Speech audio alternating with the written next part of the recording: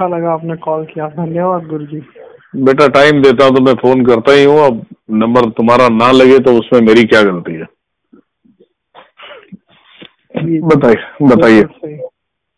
मैंने मेरा 2 वीडियो भेजा था आपको। वीडियो में मैंने सारी समस्याओं का उल्लेख किया था कि शारीरिक और मानसिक रूप से काफी कष्ट हो रहे हैं, करियर में भी तकलीफ है, साधना में भी तकलीफ है, घर में क्लेश सा रहता है और पिताजी भी जल्दी चले गए हैं। तब से कोई ना कोई प्रॉब्लम या कष्ट का ही सामना कर रहे हैं। बहन भी स्थिर नहीं है, ना ही तो उसकी शादी हुई है ना उसकी पढ़ाई पूरी हुई है। मैंने भी अब तक शादी किया नहीं है एंड करियर में बहुत तकलीफ है एंड उसके अलावा मानसिक रूप से बहुत पीड़ित ज्यादा हूँ। मुझे ही समझ में नहीं आता मुझे क्या हो रहा है। कई बार मानसिक विकृतियों का शिकार हूँ मैं, और उसके अलावा बचपन में मेरा लैंगिक शोषण भी हुआ है। मुझे बहुत पीड़ा है भुगतनी पड़ी है। मेरी बहन भी स्थिर नहीं है एंड कई बार जब पूजा पाठ करते हैं तो समलैंगिक विचार आते हैं। पता नहीं क्यों मैं खुद के नियंत्रण में नहीं हूँ। मुझे कई बार लगता है कोई पैशाचिक ताकत या नेगेटिव एनर्जी मुझ पर हावी है, मुझसे गलत कार्य करवाने के लिए पुश कर रही है। और ग्रहों का भी बल मुझे महसूस, अड़चन ही ज्यादा आता है हर कार्य में, अड़चन।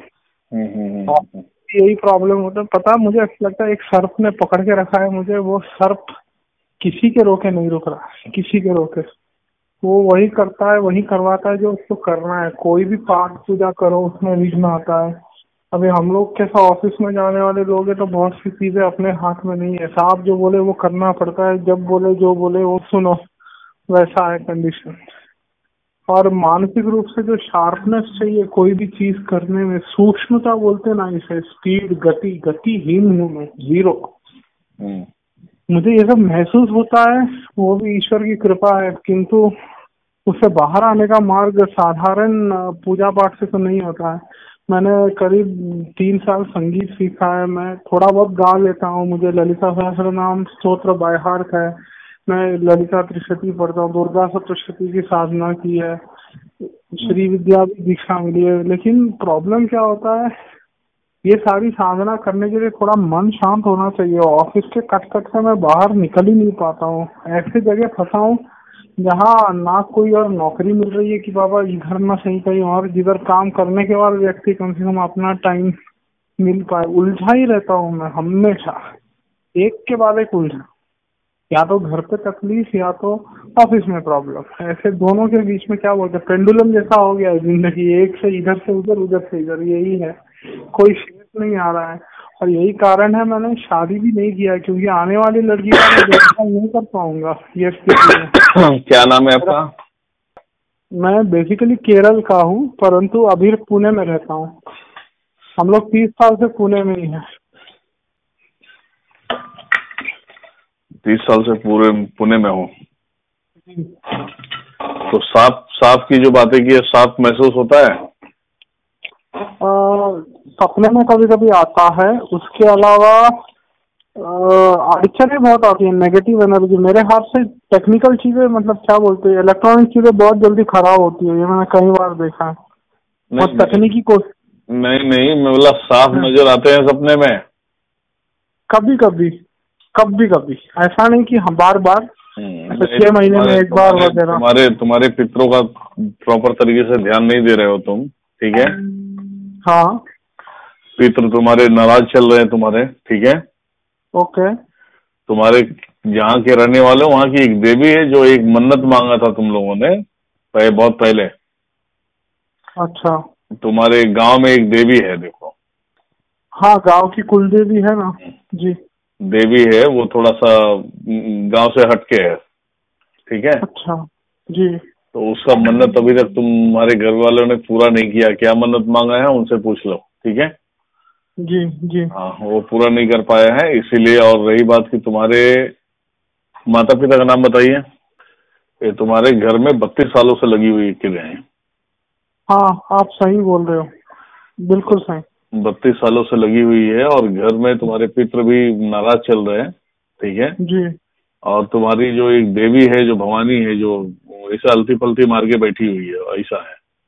तो अच्छा, हाँ, तो वो भवानी भी नाराज चल रही है, और जब भवानी नाराज चलेगी तो तुम्हारी कोई गति आगे नहीं बढ़ेगी। समझ में आया? हाँ, समझ में आया जी। हाँ, और तुम्हारे पीछे जो गांव गांव है, जो कहाँ गांव बताए तुम? केरल का हूँ मैं बेसिकली। गांव जो है केरला का है, अभी पुणे में रहता हूँ। नहीं, केरला का गांव है, ठीक है। आपका जो गांव जो मुझे दिखाई दे रहा है, जी। बीच से रास्ता है, रास्ते से राइट साइड में तुम्हारा घर है। हाँ बिल्कुल सही। राइट साइड से घर है, एक पेड़ दिखाई दे रहा है, जाड़ा सा पेड़ है तुम्हारे राइट हैंड में। हाँ है, बिल्कुल काफी पेड़ लगे हैं। नहीं, ये एक जो मेन घर के सामने ही है, एक राइट साइड में। तो घर के सामने 5 पेड़ लगे हैं, 1 2 3 वो 4 5। नहीं नहीं, वो जाड़ा सा है, बहुत जाड़ा पुराना है वो। हाँ जी बिल्कुल, एक बड़ा है वो। एक्चुअली उसका रूट भी थोड़ा ये हो गया है, मतलब वो काफी बूढ़ा है। सही है, वो है, दिख रहा है सामने 1 तो 2 3 तीसरा नंबर है। पहले तो बेटा तुम पहले गांव जाओ, ठीक है? पहले गांव जाओ, गांव में पहले उस देवी को जाके पहले मत्था टेको, और उससे गलतियों की माफी मांगो। जो ओटी वगैरह भरते हो ना आप लोग, हाँ हाँ, वो पहले जाके वहां पे करो। जब तक देवी खुश नहीं होगी बेटा, तुम्हारा कुछ नहीं हो सकता। अच्छा ठीक है? ठीक है। उसके बाद पितरों के लिए जो है कि पितरों को खुश करना है, पितरों को। हाँ तो उसी देवी के मंदिर में कुछ अनाज तुम्हें दान करना पड़ेगा, और पंडित को, ठीक है, जी जी। अनाज पित्र के नाम से देना पड़ेगा। उसी मंदिर में दे दो, जो पंडित होगा एक छीट कपड़े दे दो, कुछ हाँ पैसे दो, तुम्हारा रास्ता खुल जाएगा। उसके बाद तो मैं बैठा हूँ, मैं जो दिखाई दे रहा है पहले इसको कंप्लीट करना जरूरी है। राइट जी। ठीक है? क्योंकि अभी जो देख रहा हूँ मैं, अभी आपकी दशा ऐसा है कि पितृ सारे तुम्हारे सर पे बैठे हुए हैं। जी। पितृ सर पे बैठे हुए हैं, और पितृ सर पे बैठा है तो मतलब दिमाग काम नहीं करने देता। कोई काम करने जाओगे तो गड़बड़ हो जाता है, 1 2 पॉइंट से गड़बड़ हो जाता है जी।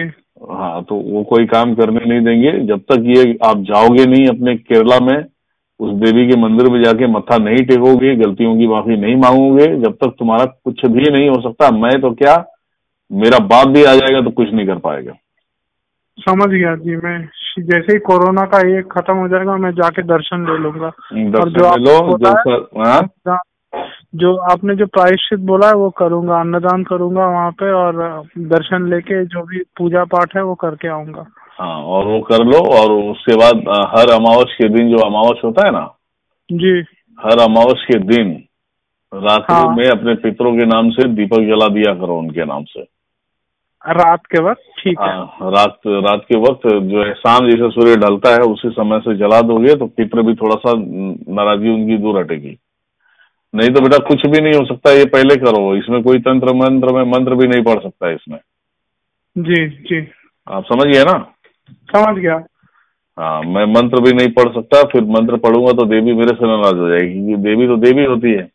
और तुम्हारे केरला में ऐसी चीजें होती है ना, एक बार किसी के पास मन्नत मांग लिया ना तो तुमको वो पूरा करना ही पड़ेगा जी। और तुम्हारे पिताजी भी पूजा पाठ में इंटरेस्ट नहीं लेते थे। शुरुआत में नहीं थे, लेकिन बाद में एक गुरु है अम्मा बोल के, उनको गुरु मानने के बाद थोड़ा लेते थे, लेकिन उनका भी उनको गुरु मानने से तुम्हारे दुख कट जाएंगे क्या? गुरु मुझे नहीं पता, इसलिए मैंने आपको फोन किया। मुझे दाल में कुछ काला लग रहा है काफी टाइम से वो। अरे कोई गुरु बोलेगा अपने आप को गुरु बोल के अपनी पूजा कराएगा क्या? तो पितरों का क्या उसका बाप आगे करेगा? वही तो गड़बड़ है। मेरे को एक गलती समझते बहुत लेट हो गया गुरु जी, बहुत देर हो गई। वही बात है, तो फिर वो पहले आप करो, तो उसके बाद तुम्हारा कुछ हो सकता है बेटा। नहीं, बीच में कोई रास्ता नहीं है। किसी भी भगवान के पास जाओगे ना, जी जी, स्वयं महादेव के सामने भी खड़े हो जाओगे तो महादेव भी कुछ नहीं करेंगे। जब तक देवी का सम्मान नहीं मिलेगा, जब तक कोई कुछ नहीं कर सकता। ये मैं मैसेज देता हूँ, यूट्यूब पे भी लाइव आता हूँ, तो यूट्यूब पे भी यही बातें बताता हूँ मैं। जब तुम्हारा कोई काम नहीं बनता है, काम बिगड़ जाता है, घर में परेशानियां हैं, घर में दुख है, तो पहले ये सोचो कि तुम्हारे ऊपर कारण क्या है। भूत लगाया हुआ चीज शरीर में पीड़ा देता है, ठीक है, हावी होता है, पेट में जलन देता है, वो तो चलो भूत लगाने वाला समस्या आ गया। लेकिन जब तुम्हारे घर में एक एक पैसे के लिए मुफ्ताद हो जाता है, कोई धंधा पानी नहीं चलता है, अपने आप में चिड़चिड़ापन रहता है, तो पहली बात तो किसी ऐसे ज्ञानी को दिखाओ जो तुम्हें बता सके। समझ में आया? सही, समझ में आया। और ऐसे ढोंगी पाखंडी को दोगे जो तुम्हें बता ही नहीं, अपने बारे में नहीं बता पाएगा, तो तुम्हारे बारे में क्या बताएगा? हाँ, वो भी सच्चाई है। सही बोले, सही बोले। हाँ, तो बेटा पहले आप अपने गांव जाइए, केरला में जाइए। जी। केरला में देख रहा हूँ देवी मेरे तरफ नजर आके खोल के बैठी हुई है, तो फिर उस देवी से मैं कुछ नहीं कर सकता, क्योंकि मैं देखो सदा सर्वदा हर एक देवियों की, हर एक माताओं की सम्मान इज्जत मैं करता हूँ, और सदा मैं करूंगा जब तक जीवित हूँ मैं। जी जी। देवी को क्रॉस करके कोई गया नहीं है, ना तो कोई जाएगा आज तक। जी। समझ में आया? जी, मुझे एक संशय पूछना था आपसे। हम केरला में क्या होता है, हम माँ का कुलदेवी को अपना कुलदेवी मानते हैं, पिता का नहीं मानते। उधर कल्चर अलग है थोड़ा हमारा, बंगाल के जैसे स्त्री को ज्यादा मान्यता दी जाती है। तो माँ का जो कुलदेवी का मंदिर है वो पता है, पिताजी का तो कुलदेवी का मंदिर क्या है वो पता नहीं। और एक और चीज मैं आपको बताना चाहता हूँ, मेरे जो दादा थे, मतलब पापा के पापा, वो तांत्रिक थे स्वयं, और उनसे कुछ गलती हुई है, उसके बाद उनका पूरा खानदान ही नष्ट हो गया। एंड कोई भी उनके खानदान में उठ के नहीं आया, मतलब अच्छे पोजीशन पे हो या उन्नति में हो, ऐसा हुआ नहीं। जो गलत करेगा सो गलत ही उसे भोगना पड़ेगा, ये ध्यान में रखना। जी। तुम तुम्हारा काम करो, तुम वो सामने वाले ने क्या किया, वो सामने वाला अपने भाग्य को लेके जाएगा।